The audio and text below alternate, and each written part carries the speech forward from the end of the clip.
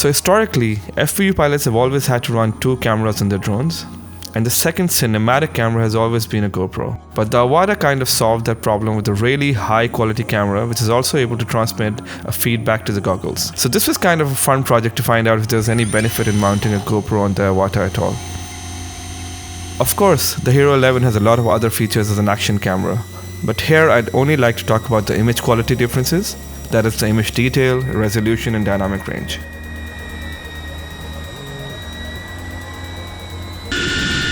So right at the beginning, it looks like these cameras have very similar output. The image is very crisp and there's plenty of detail in both of them.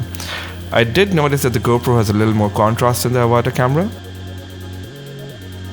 Do note that the DJI has a slightly larger sensor than the GoPro, so it's possible that it's taking in more light.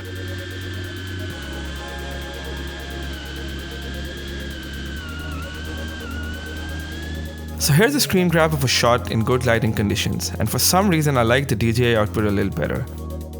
So this might not be the best image to test dynamic range, but GoPro does seem to have a slightly upper hand in resolving detail in the clouds in this image.